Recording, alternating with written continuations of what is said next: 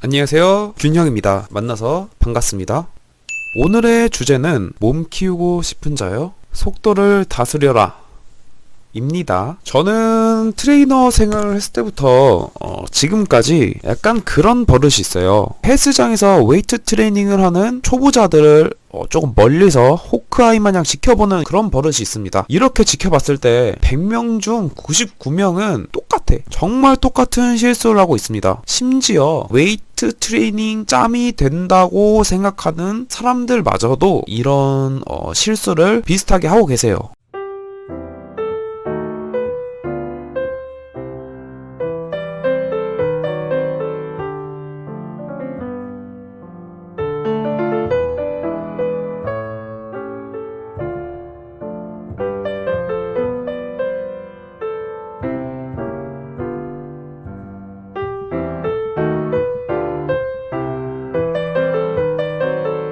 동작을 할 때 너무 빠르게 한다는 점인데요. 정말 이건 뭐 말할 것도 없어요. 무조건이에요, 무조건. 특히 운동을 배우지 않고 처음 시작하는 분들은 진짜 100%입니다, 100%. 제가 이거 100% 아닐 시에는 눈썹입니다. 정말 확신을 가지고 얘기할 수 있어요. 자, 일단 제가 얘기를 이어나가기 전에 웨이트 트레이닝 기본 개념은 수축과 이완의 반복이란 것들을 알고 가시고요. 여러분, 운동을 시작하거나 운동을 배우려고 했을 때 어디선가 들었을 거예요. 회원님, 자, 수축을 하실 때는 좀 빠르게 하시고 이완을 할 때는 천천히, 수축은 빠르게, 이완은 천천히.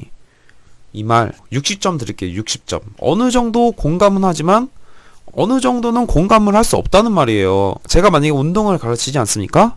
자, 회원님, 이완할 때 천천히 하시고 수축할 때도 지그시 하세요. 수축할 때도 천천히, 이완할 때도 천천히, 이렇게 말할 거예요. 제가 이렇게 말하면 분명 어떤 사람들은 이렇게 말할 수 있어요.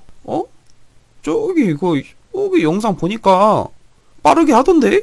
빠르게 수축하던데? 여러분들, 그 사람은 그 사람이고 우리는 우리고, 그 사람은 근육이 크지 않습니까? 근육이 크고 근육이 이미 잡혀 있어요.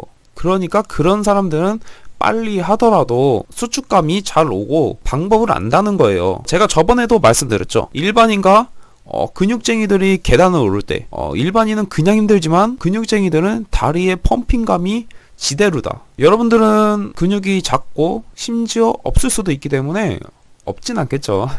너무 작기 때문에 그런 테크닉적인 요소들은 여러분이 따라하시면 안 돼요. 절대로 네버 따라하시면 안 됩니다. 여러분들은 근육이 성장하지 않았기 때문에 조금 더 섬세하게 천천히 그렇게 다루어져야지 수축감이란 게 뭔지 알 수 있어요. 이렇게 말하면 이해가 좀 안 될 수도 있기 때문에 제가 좀 설명을 해보겠습니다.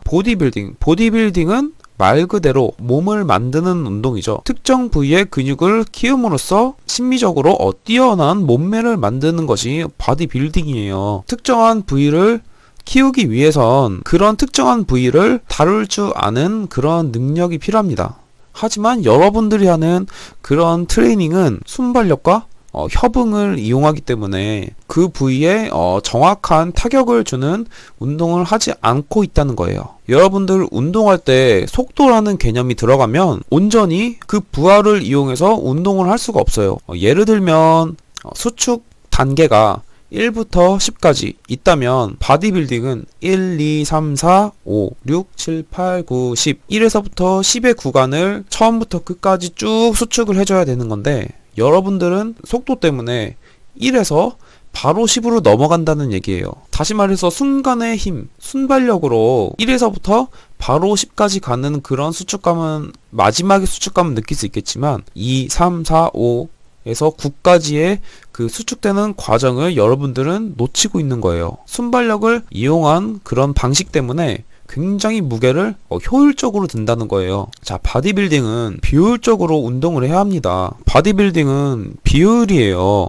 무게를 다루는 속도를 최소한으로 줄여가지고 온전한 부하를 이용해서 근육에 타격을 주어야 하고, 다른 부위에 도움을 받는 협응으로서 운동을 하는 것이 아니라 협응을 최소화하여 특정한 부위에 타격을 주어 성장을 추구해야 된다는 말입니다. 그만큼 바디빌딩 트레이닝은 더 섬세하고 조금 더 우직하게 해야 된다는 말이죠. 역도는 협음과 순발력을 이용하여 무거운 무게를 효율적으로 들어 올릴 수 있는 그런 능력을 키워야 하는 것인데, 바디빌딩은 그 무게를 온전히 내 것으로, 온전히 내가 컨트롤함으로써 그 어깨를 키운다면 어깨만 크게 만드는 것을 추구하는 것이 바디빌딩이기 때문에 협응을 최소한으로 하는 비효율적으로 무게를 들어야 되는 것입니다. 여러분들이 그 웨이트 트레이닝 할 때 순발력을 이용하는 그런 예시를 들자면, 만약에 시티드 로우를 한다고 쳐요. 시티드 로우를 할 때 여러분들이 하는 방식은 쭉 당기고 천천히, 쭉 당기고 천천히, 수축을 빠르게 해서 이 수축감만 있으면 된다고 생각하는 거예요. 하지만 그게 아니에요. 웨이트 트레이닝은 뭐라고 했죠? 비효율이에요. 자, 쭉 당겼을 때 1, 2, 3, 4, 5, 6, 7, 8, 9, 10까지의 그 수축감을 그대로 가져가야 하는 겁니다. 천천히 이완, 쭉, 이것이 아니고 쭉 지그시. 어깨는 더해요. 숄더 프레스를 할 때 여러분들 하는 방식은 1부터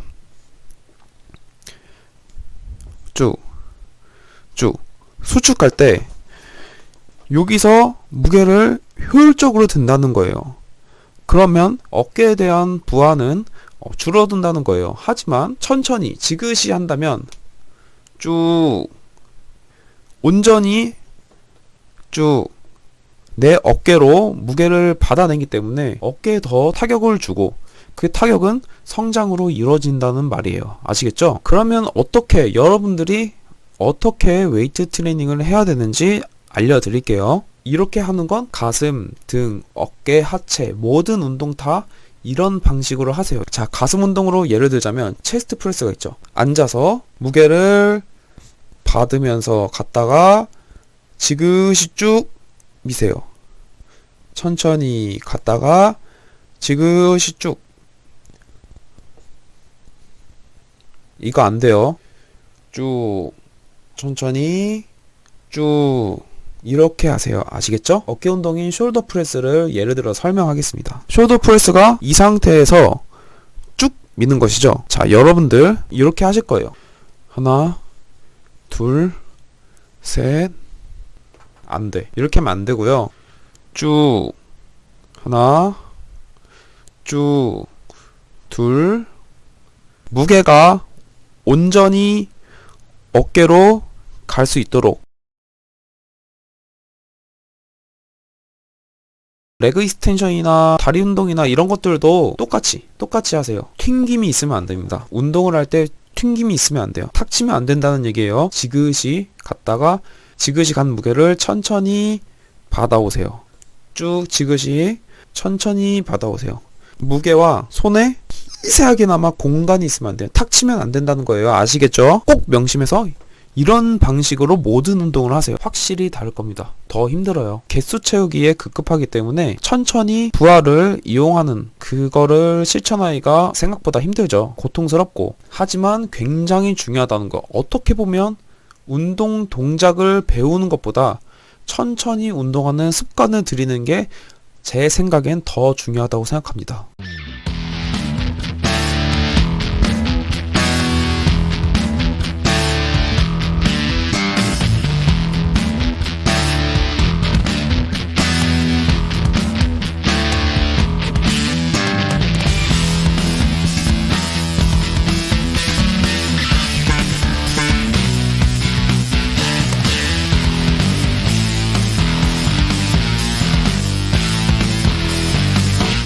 이런 방식으로 꾸준히 연습을 하세요. 물론 자세는 최대한 정자세로 해야 되는 게 기본이죠. 1세트에 12회 3세트를 한다. 그러면 한 세트에 10회 정도까지는 지그시 하다가 지그시 못해요? 그러면 그때 조금 쭉쭉 속도를 이용하는 거예요. 등 운동을 할 때도 한 세트에 12회를 한다고 쳐요. 지그시 쭉 당기는데 이렇게 당기는 정도가 10회 정도까지 하면 지그시 해도 반 정도까지밖에 안 와요.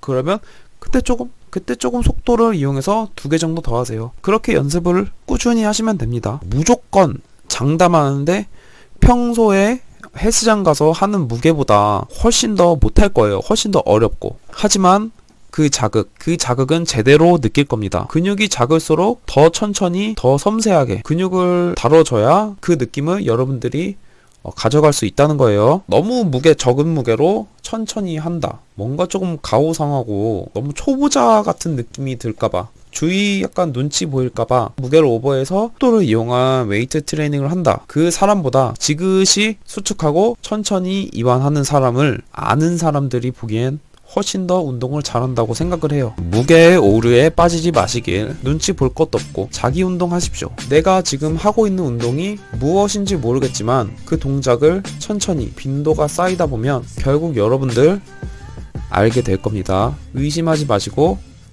그냥 하십시오.